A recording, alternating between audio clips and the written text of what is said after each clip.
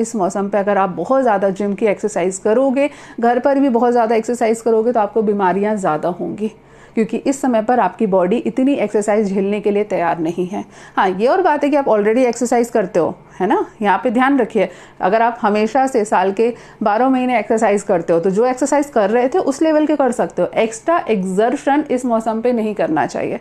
मैं हमेशा सोचती हूँ कि इस मौसम पे हमारी जो हिंदू धर्म की या पुराने भारतीय संस्कृति की जो पुरानी संस्कृति है, उसमें हमेशा वर्षा ऋतु में सारे पूजा पाठ के कार्यक्रम, शादी ब्याह वगैरह बंद कर दिए जाते थे। इन मौसम पे शादियाँ नहीं होती हैं। इसका ज्योतिष के हिसाब से जो भी रीज़न हो मुझे नहीं पता, लेकिन आयुर्वेद के हिसाब से मुझे ऐसे ही लगता है कि शायद उस समय पर लोगों को पता था कि इस समय पर अगर आप बहुत ज़्यादा एक्सर्शन के काम करोगे, बहुत ज़्यादा थकावट के काम करोगे, जैसे अनुष्ठान होते हैं, उसमें बहुत समय लगता है, बहुत एनर्जी लगती है। आने जाने वाले लोगों को भी ज़्यादा तकलीफ होती है, जो ऑर्गेनाइज कर पाता है उसको ज़्यादा तकलीफ होती है। तो कई बार हमारे यहाँ के जो नियम बनाए जाते हैं ना, वो बहुत कुछ प्रकृति और शरीर को देखते हुए बनाए जाते हैं।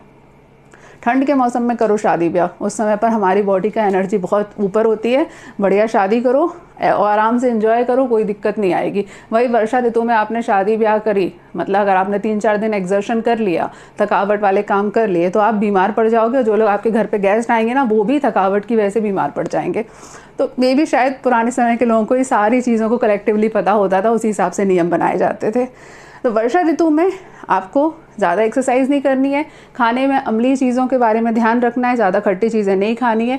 वात का प्रकोप करने वाले आहार विहार का सेवन नहीं करना है। वात का शमन करने वाली चीज़ों का प्रयोग करना है। इस समय पर तेल का प्रयोग करना चाहिए। मुझे कई बार लगता है कि लोग पकौड़े क्यों खाते हैं इस मौसम पे, या हमारे पुराने समय में क्यों कहते थे कि बेसन के पकौड़े सेक के खाओ, क्योंकि इस समय पर तेल की चीज़ें खाना फ़ायदेमंद होता है।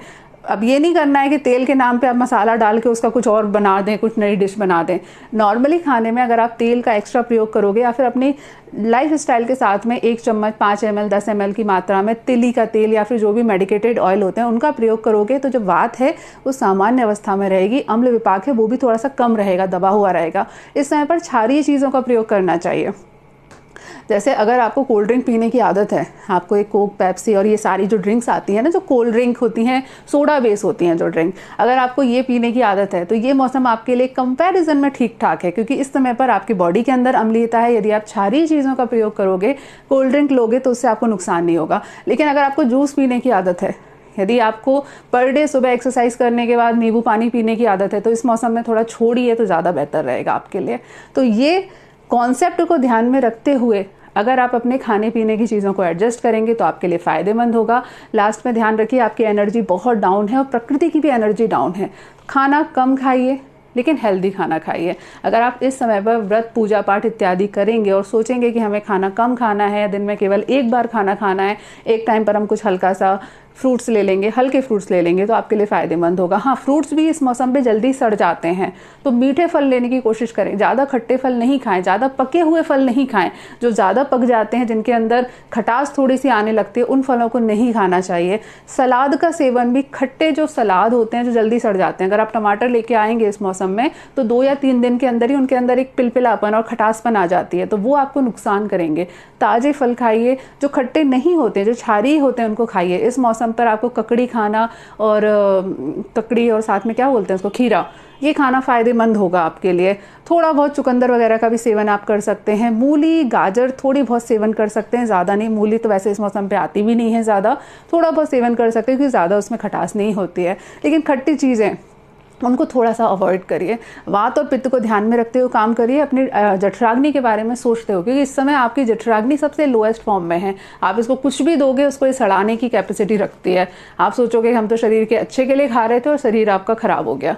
तो वात पित्त का थोड़ा सा ध्यान रखते हुए खाएं। कफ का इस मौसम में ज़्यादा दिक्कत नहीं आती। लोगों को लगता है कि सर्दी जुकाम खांसी बारिश के सीजन में बहुत ज़्यादा होते हैं, वो कफ के कारण नहीं होते हैं, वो आम के कारण होते हैं। क्योंकि इस मौसम पर अग्नि दूषित है, तो आप कुछ भी खाते हो वो सड़ जाता है, और उस सड़ने की वजह से आपको सर्दी जुकाम खांसी होता है। जो सामान्य कफज रोग होते हैं वो स्वाभाविक रूप से इस समय पर नहीं होते हैं। जो भी आपको दोष दिखाई दे रहे हैं, अपने आसपास सर्दी जुकाम खांसी वाले पेशेंट दिखाई दे रहे हैं, उसमें 90% चांसेस है कि उसमें कफ नहीं बढ़ा हुआ है, उसमें वात और पित्त दूषित हो रखा है, उसमें जठराग्नि दूषित हो रखी है। कफ के लिए ये बड़ा अच्छा टाइम है। अगर आप कफज प्रकृति के लोग हैं ना, तो वर्षा ऋतु आपके लिए कंपैरिजन में अच्छी होती है, आपको ज़्यादा प्रॉब्लम नहीं आती है। चलिए, इस पूरे वीडियो में आप लोगों ने जो भी समझा प्लीज़ कमेंट सेक्शन में बताइएगा। आप लोगों की जिम्मेदारी है, जो भी आयुर्वेद के कॉन्सेप्ट आपको क्लियर हुए, जो भी आपको समझ में आया, उसको प्लीज़ कमेंट सेक्शन में लिखिए। और कौन से हेल्थ टॉपिक के ऊपर आप आयुर्वेद के कॉन्सेप्ट क्लियर करना चाहते हैं वो भी कमेंट करके लिखिए, आप लोगों की जिम्मेदारी है। उसके अलावा भी कोई सवाल है तो कर सकते हो। कुछ समझ में नहीं आए कि क्या लिखना है तो सिंपल जय आयुर्वेद लिख के छोड़ दीजिए।